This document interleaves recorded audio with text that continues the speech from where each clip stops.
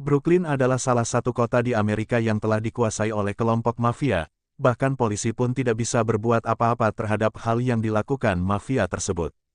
Situasi ini menciptakan ketegangan dan tantangan bagi warga kota dan penegak hukum. Kota ini diwarnai kejahatan dan pencucian uang.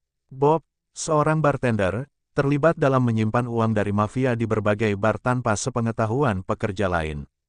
Dengan penampilan biasa, dia dulunya adalah pembunuh berdarah dingin, kini mencari penenangan melalui kehadiran di gereja untuk menebus dosa-dosa masa lalunya yang masih menghantuinya. Pada suatu malam, ketika pulang kerja, Bob menemukan anjing terluka di tempat sampah depan rumah seorang wanita bernama Nadia. Ketika Nadia mendekatinya, awalnya dia curiga, tapi setelah melihat anjing yang terluka, dia meminta kartu identitas Bob dan mempersilahkannya masuk untuk merawat luka anjing tersebut. Ketika mereka memasuki rumah, mereka melihat seseorang diam-diam memata-matai dari kejauhan. Bob bertanya-tanya mengapa menggunakan pintu belakang. Nadia menjelaskan bahwa karena tinggal sendirian, ia khawatir akan perampokan, sehingga selalu mengunci pintu depan dan tidak pernah menerima tamu. Melihat luka anjing yang tampaknya dianiaya dengan batu, Nadia mengira itu kesalahan pemilik sebelumnya. Dia menjelaskan bahwa dia sibuk dengan pekerjaannya di siang hari, sehingga lebih baik Bob yang merawatnya. Bob, yang tidak pernah merawat anjing sebelumnya, ragu-ragu dan meminta waktu 2 hari untuk memutuskan. Malam berikutnya di belakang bar, Bob mempertimbangkan apakah akan mengadopsi anjing itu atau memberikannya ke tempat penampungan hewan. Ketika dia bertanya pada Marv mengungkapkan bahwa dia dulunya sebagai pembunuh berdarah dingin, dia tidak pernah cocok dengan anjing kecil. Saat keduanya melanjutkan pekerjaan, tiba-tiba 2 perampok bertopeng muncul di depan mereka. Untungnya, Bob merasakan sesuatu dan melihat jam tangan mati yang dipakai salah satu perampok. Setelah perampok pergi, Bob dan Marv menemukan pelayan bar terluka parah. Marv segera memanggil ambulans, dan tidak lama kemudian polisi tiba. Ketika polisi menanyakan ciri-ciri perampok, Bob menjelaskan bahwa salah satunya memakai jam tangan mati. Keesokan paginya di gereja, Bob terus memikirkan tentang anjing yang ditemukannya beberapa hari lalu. Akhirnya, ia memutuskan untuk merawatnya dan pergi ke rumah Nadia karena tidak bisa tenang. Anjing itu bernama Rocco, dan Bob, yang tidak memiliki pengalaman merawat hewan. Anjing itu sama sekali tidak kooperatif, dan Nadia membantu Bob membeli kebutuhan di pet shop serta membuatkan kalung untuk Rocco. Setelah kembali, pria yang sebelumnya memata-matai mereka muncul lagi, seperti malam saat mereka menemukan Rocco. Marv terlihat diam-diam bertemu dengan salah satu perampok bertopeng dari kejadian kemarin. Ternyata, Marv adalah dalang di balik perampokan itu. Dia menyewa 2 penjahat untuk merampok bar bosnya karena hutang judi yang membebani dirinya. Marv sangat marah dengan kecerobohan para perampok kemarin yang menyebabkan pelayan bar terluka parah, memicu panggilan ambulans dan kunjungan polisi. Marv menyuruh perampok lain untuk membuang jam mati agar polisi tidak menemukan jejak mereka. Seminggu kemudian, Bob dan Marv sedang membersihkan bagian belakang bar ketika pemilik bar, bos mafia bernama Chavka, tiba. Semua itu karena berita yang didengarnya tentang insiden tersebut. Tiba-tiba membuka pintu belakang van dan menunjukkan salah satu bawahan yang dia siksa karena pengkhianatan.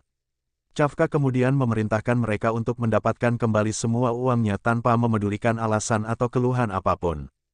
Saat berjalan-jalan di taman, Bob bertemu dengan Nadia. Nadia menawarkan diri untuk bergiliran menjaga Rocco setiap kali Bob sibuk bekerja, dan Bob dengan senang hati menerimanya. Sebelum berpisah, mereka saling bertukar nomor ponsel, dan sejak saat itu, hubungan mereka semakin dekat. Nadia sering menyempatkan diri untuk makan siang bersama dan menemani Bob jalan-jalan bersama Rocco hampir setiap hari. Namun, sore itu, setelah Nadia pulang, seorang lelaki misterius yang telah lama memata-matai mereka akhirnya muncul dan menyapa Bob. Lelaki itu bernama Eric, memandangnya sinis sambil memuji anjingnya dan mengatakan bahwa Rocco sangat lucu. Setelah pulang ke rumah, tiba-tiba ada yang mengetuk pintu Bob, dan ternyata itu adalah Eric. Tanpa basa-basi, Eric mengatakan bahwa Rocco adalah anjingnya dan bahkan memiliki sertifikat adopsi. Dia mengancam untuk melaporkan Bob ke polisi karena penculikan Rocco, kecuali Bob membayar sejumlah $10.000 dalam waktu seminggu. Sebelum pergi, Eric mengambil payung Bob sambil mengancam bahwa dia bisa membawa Rocco kapanpun dia mau, seperti yang dia lakukan pada payung itu, jika Bob tidak memberikan uang yang diminta sebelum minggu depan sore. Saat Bob dan Marv sedang membersihkan sampah, mereka menemukan kantong plastik mencurigakan tergantung di pagar. Setelah diperiksa, keduanya terkejut melihat tas itu berisi uang hasil perampokan minggu lalu dengan jumlah yang sama. Di dalamnya, mereka menemukan bangkai, lengkap dengan jam mati di atasnya.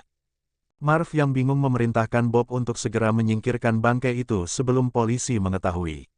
Bob, dengan percaya diri, menghadapi situasi seperti itu karena latar belakangnya sebagai mantan pembunuh berdarah dingin, yang tidak menunjukkan sedikit pun keraguan saat membungkus Bang Jai dalam plastik.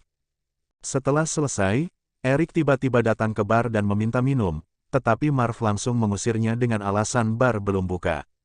Untungnya, Eric tidak melihat apa yang Bob lakukan di belakang.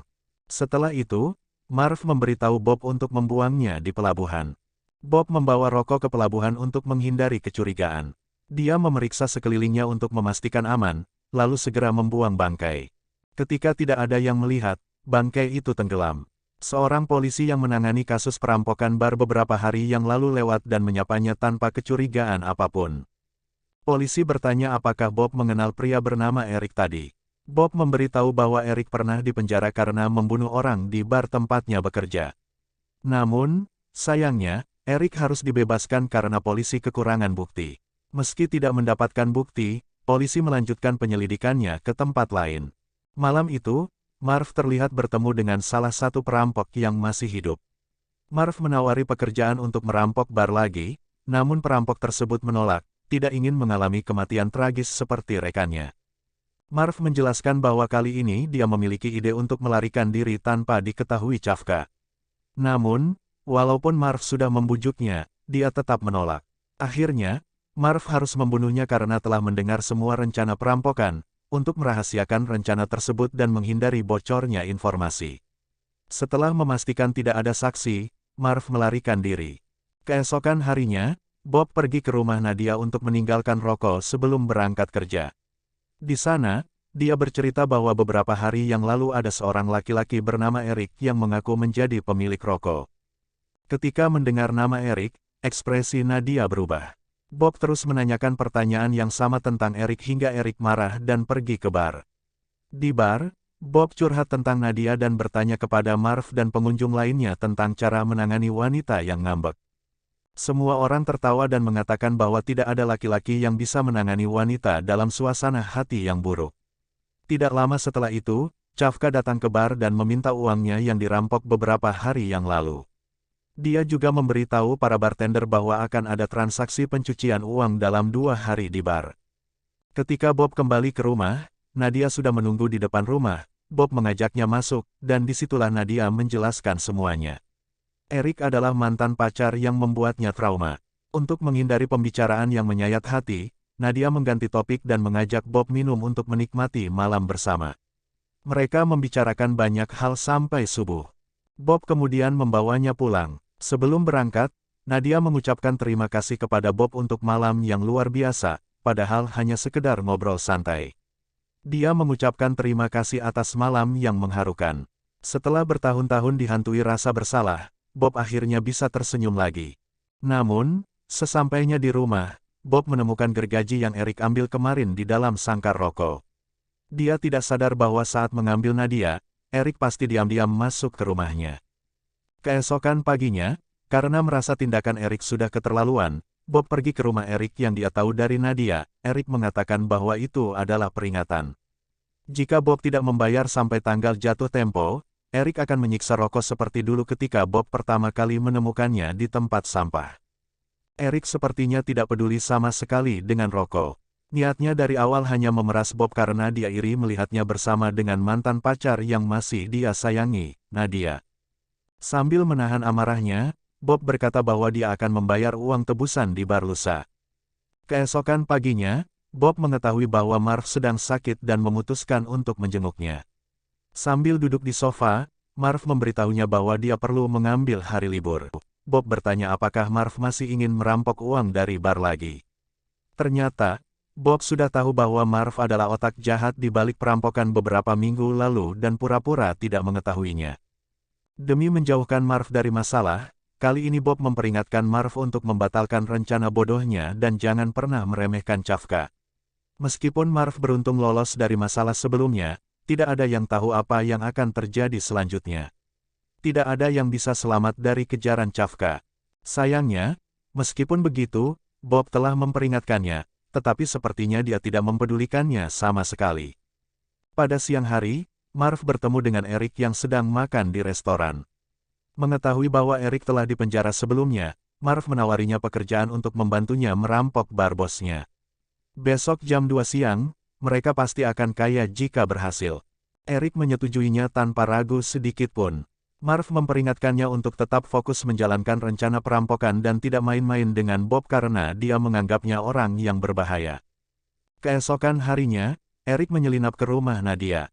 Tak lama kemudian, saat Nadia sampai di rumah, dia terkejut melihat mantan pacarnya berada di dalam rumahnya.